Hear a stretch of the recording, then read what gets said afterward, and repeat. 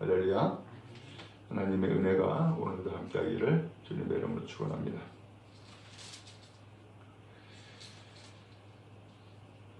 하나님께서는 이스라엘 백성들에게 파수꾼을 세우셨습니다. 이 파수꾼은 무엇하는 사람이냐? 일종의 경비병입니다. 그래서 망대를 세우고 거기에 파수꾼을 두어가지고 적군이 쳐들어오거나 혹은 그 성에 어떤 문제가 생기면 나팔을 부는 거예요. 나팔을 불어가지고서 경고를 하는 거죠. 예를 들면은 지금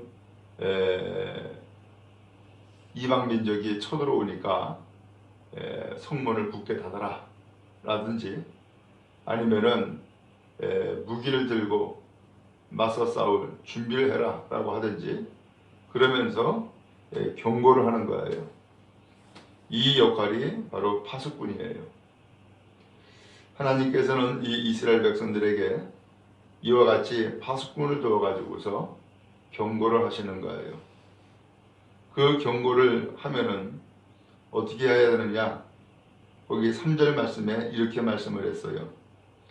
그 사람이 그 땅에 칼이 임함을 보고 나팔을 불어 백성에게 경고하되 그들이 나팔 소리를 듣고도 정신 차리지 아니하므로 그 임하는 칼에 제거함을 당하면 그 피가 자기의 머리로 돌아갈 것이라. 파수꾼이 나팔을 불어가지고 경고를 하는 거예요.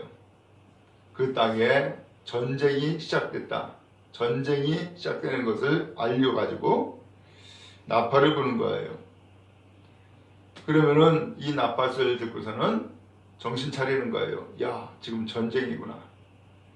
그리고서는 무기를 들고 맞서 싸우고 하면은 그가 괜찮을 텐데, 만약에 경고를 듣고서도 무기를 준비하지 않고 싸울 준비를 하지 않았어요.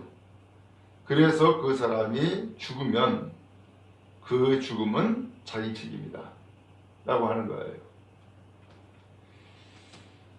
그러면서 오늘 하나님께서는 우리에게 이와 같이 경고의 나팔을 불도록 파수꾼을 세운 거예요. 자, 그런데 이렇게 파수꾼을 세웠는데 이 파수꾼의 그 경고의 나팔을 듣고 방비해 가지고 한다면은, 그 정신 차리고 방비한다 그러면은 그 사람은 죽지 않고 살게 될 거라는 거예요. 그러니까 이 파수꾼의 경고의 나팔을 듣느냐 듣지 않느냐 라고 하는 것이 생명을 결정하는 중요한 사건이 되어지고, 또 이 민족의 운명을 결정하는 중요한 사건이 되는 것을 말씀하고 있어요. 하나님은 우리에게 이와 같이 무엇인가 행하실 때에 그냥 느닷없이 행하시는 것이 아니라 미리 경고의 나팔을 불게 하시는 거예요. 그리고 그 나팔 소리를 듣게 하시는 거예요. 그리고서는 그 나팔 소리를 들음으로 이제 방비하게 하고 대비하게 한 것이 하나님의 뜻인 거예요. 그런데 이렇게 파수꾼을 두었음에도 불구하고 이 이스라엘 백성이 하나님 앞에 여러 가지 이유를 대고 핑계를 대는 거예요. 그것이 오늘 3가지 혹은 4가지 내용이 나와요. 첫 번째로는 무슨 얘기를 하냐면 10절에 이런 얘기를 했어요. 우리의 허물과 죄가 이미 우리에게 있어 우리로 그 가운데서 쇠퇴하게 하니 어찌 능히 살리오 라고 말을 한다는 거예요. 지금 우리의 허물과 죄가 이미 우리에게 있어. 우리가 허물이 많습니다. 우리가 죄를 지었습니다. 하고서는 죄와 허물이 있음을 깨달은 거예요. 그러면서 우리로 그 가운데서 쇠퇴하게 하니 이미 기진맥진해 가지고서 다 죽어가고 있습니다. 그러니 어떻게 살겠습니까? 라고 이야기를 하는 거예요. 이제 우리는 좌절입니다. 절망합니다. 더 이상 기력이 없습니다. 하고서 그 경고의 나팔을, 파수꾼이 경고의 나팔을 불어도 죄악은 알겠고 허물이 있는 것은 알겠는데 그것을 이길 힘이 없다는 거예요. 그러면서 어찌 능히 살리요? 우리는 이제 죽어갑니다. 이제 우리는 죽었습니다. 하고서 완전히 절망한다는 거예요. 이것을 이스라엘 백성들이 먼저 이야기를 하는 거죠. 그랬더니 하나님께서 말씀하시는 거예요. 11절에 너는 그들에게 말하라. 주 여호와의 말씀이니라. 나의 삶을 두고 맹세하노니 나는 악인이 죽는 것을 기뻐하지 아니하고 악인이 그 길에서 돌이켜 떠나 사는 것을 기뻐하느라. 이스라엘 족속아 돌이키고 돌이키라. 너희 악한 길에서 떠나라. 어찌 죽고자 하느냐 하셨다 하라. 하나님의 뜻은 아무리 죄를 지은 악인이라 할지라도 죽는 것 기뻐하지 않는다는 거예요. 하나님이 원하시는 것은 그의 길에서 떠나고 다시금 돌이켜서 사는 것을 기뻐하신다 라고 말씀하신 거예요. 오늘 하나님의 뜻은 분명하다는 거예요. 돌이키는 거예요. 그리고 하나님 앞에 다시 사는 거예요. 오늘 이것이 하나님의 말씀이고 하나님의 뜻인 거예요. 그 다음에 또 이 이스라엘이 두 번째 이야기하기를 이렇게 얘기를 하는 거예요. 17절에 주의 길이 바르지 아니하다 하는도다. 주님이 하시는 일은 공평하지 않습니다. 라고 주님에게 화살을 던지는 거예요. 그러면서 이야기를 하는 거예요. 그랬더니 하나님이 하시는 말씀이 그러나 실상은 그들의 길이 바르지 아니하다 라고 했어요. 하나님이 공평하지 않습니다 라고 했지만 사실은 너희가 바른 길 가지 않았어. 그러면서 하나님이 말씀하시는 거죠. 우리는 핑계를 대요. 누구 탓을 해요? 심지어는 이 이스라엘 백성은 하나님의 세상을 창조하시고 다스리는 걸 아니까 누구한테 핑계를 돌려요? 하나님께 핑계 돌리는 거예요. 하나님이 하시는 일은 공평하지 않습니다.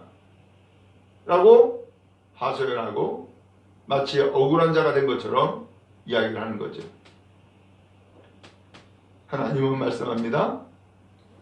18절에 만일 의인이 돌이켜 그 공의에서 떠나 죄악을 범하면 그가 그 가운데서 죽을 것이고 만일 악인이 돌이켜 그 악에서 떠나 정의와 공의대로 행하면 그가 그로 말미암아 살리라. 아무리 과거에 의롭다 했다 할지라도 죄를 범하면 그는 죄로 인하여서 죽는다. 또 아무리 악인이라 할지라도 그 악인이 그 죄에서 떠나가지고 돌이켜서 의를 행하면 그는 그 의로 말미암아 산다. 오늘 하나님은 여전히 분명합니다. 돌이키라는 거예요. 의인이라 할지라도 죄를 범하면 그 죄 때문에 죽을 것이고 악인이라 할지라도 그 죄에서 돌이키고 떠나서 다시 의로운 삶으로 나아간다면 그는 그 의로 산다는 거예요. 하나님이 기뻐하시는 것은 돌이킴이에요. 누구 핑계대는 게 아니었고요. 누구 탓하는 것이 아니었어요. 그 다음에 또 세 번째로 이런 얘기를 하는 거예요. 24절에 인자야 이 이스라엘이 이 황폐한 땅에 거주하는 자들이 말하여 이르기를 아브라함은 오직 한 사람이라도 이 땅을 기업으로 얻었나니 우리가 많은즉 더욱 이 땅을 우리의 기업으로 주신 것이 되느니라 하는도다. 이게 무슨 소린가 하면은 지금 바벨론의 침략을 받았잖아요. 바벨론의 침략을 받았는데 그들이 이런 이야기를 하는 거예요. 아브라함은 한 사람이지만 이 땅을 차지하지 않았냐. 우리는 한 사람이 아니야. 수도 없이 많어. 그러니까 하나님이 이 땅을 우리에게 기업으로 준 것 아니냐. 그러니까 우리는 안 망해 라고 이야기를 하는 거예요. 하나님은 아브라함을 한 사람이기 때문에 구원한 것이 아니었어요. 또 하나님은 이 이스라엘 백성이 많기 때문에 구원 못한 것이 아니었다고요. 오늘 하나님께서는 오직 믿음을 보고 그 믿음으로 말미암아 살게 하신 거예요. 근데 이 이스라엘은 죄악을 범하고 우상을 숭배하고 하나님을 거역했는데 그로 인하여서 바벨론에 침략받고서는 망했어요. 근데 이 망한 상황에 있는데 이스라엘 백성은 오히려 지금 뭐하고 있어요? 안일함에 빠진 거예요. 아브라함은 한 사람이라도 구원하셨는데, 아브라함은 한 사람이지만 이 땅을 차지하게 했는데 우리는 많잖아. 우리 인구가 수천만이야. 그러니까 하나님이 이 땅을 우리에게 약속하신 기업으로 준 것 아니야? 그러니까 우리는 망할 리가 없어. 안 망해 라고 안일함에 빠져 이야기를 하는 거예요. 하나님이 말씀해요. 25절에 그러므로 너는 그들에게 이르기를 주 여호와께서 이같이 말씀하시되 너희가 고기를 빛에 먹으며 너희 우상들에게 눈을 들며 피를 흘리니 그 땅이 너희의 기업이 될까 보냐. 고기를 빛에 먹고 우상들에게 우상을 섬기고 그 다음에 피를 흘리니 그리고 살육을 하니 어떻게 이 땅이 너희 기업이 되냐. 너희는 이 땅을 차지할 자격이 없어 라고 하는 거예요. 그러면서 이 백성들이 온갖 죄악을 범한 것을 하나님이 말씀하는 거예요. 26절에 너희가 칼을 믿어 가증한 일을 행하였고 각기 이웃의 아내를 더럽히니 그 땅이 너희의 기업이 될까 보냐. 살육했다는 거예요. 이웃의 아내를 더럽혔다는 거예요. 그렇게 살면서 이 땅이 너희의 땅이 되겠냐? 하나님은 아니다 라고 하는 거죠. 너희는 하나님 앞에 선택받은 하나님의 백성이지만 너희가 지금 와가지고서 살고 있는 그 삶의 모습을 보면 너희는 죽어야 된다. 이 땅을 너희가 차지할 자격이 없어 라고 하는 것을 말씀하시는 거예요. 그 다음에 네 번째로는 30절에 인자야 내 민족이 담교태와 진문에서 너에 대하여 말하며 각각 그 형제와 더불어 말하여 이르기를 자 가서 여호와께로부터 무슨 말씀이 나오는가 들어보자. 이 백성들이 선지자에게 와가지고서 하는 얘기가 하나님이 무슨 말씀 하시는지 한번 드러나보자 라고 한다는 거예요. 그래서 하나님의 말씀을 들어요. 그런데 31절에 내 말을 들으나 그대로 행하지 아니하니. 말은 듣는데 행함은 없다는 거예요. 이는 그 입으로는 사랑을 나타내어도 마음으로는 이익을 따릅니다. 입으로는 사랑한다 하지만 실상 그의 마음은 자기 이익을 따르기 때문에 하나님의 말씀을 듣지 않는다라고 하는 거예요. 오늘 이것이 이스라엘의 상황이에요.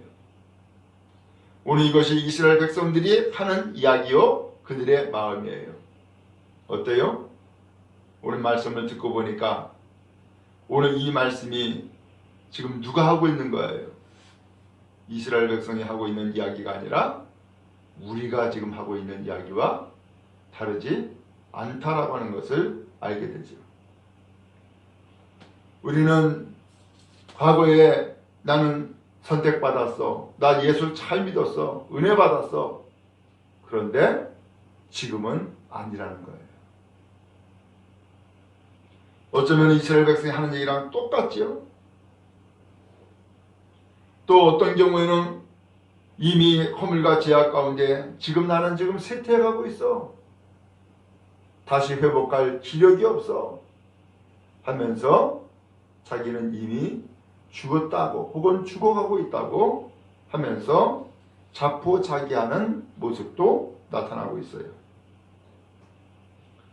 어느 때에는 하나님 핑계대요. 하나님 공평하지 않습니다. 또 어느 경우에는 내가 오랫동안 예수 믿었는데 혹은 이 교회가 사람이 이렇게 많은데 하나님이 우리를 버리겠어? 하면서 숫자로 밀고 나가려고 그러면서 안일함에 빠지는 일도 있단 말이에요. 여러분, 이것이 누구의 모습이에요? 오늘 우리들의 모습일 수 있음을 알게 돼요. 그리고서 하나님이 말씀합니다. 33절에 그 말이 응하리니 응할 때에는 그들이 한 선지자가 자기 가운데 있었음을 알리라. 그 선지자를 통해서 경고의 말씀을 주었던 것이 이루어진 거예요. 결국은 이 이스라엘이 바벨론의 침략을 받고 망했어요. 그 성읍이 다 무너졌고 성전이 다 불타고 무너졌어요.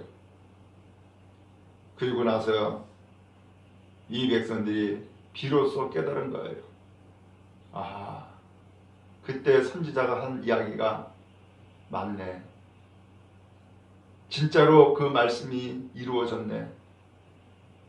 아, 우리 가운데 선지자가 있었는데 우리는 그 선지자의 그 말씀을 듣지 않았구나 라고 하는 것을 비로소 깨달아 알게 된다는 거예요.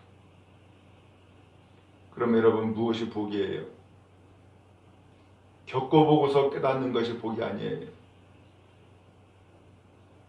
당해보고서야 아는 것이 복이 아니라고요.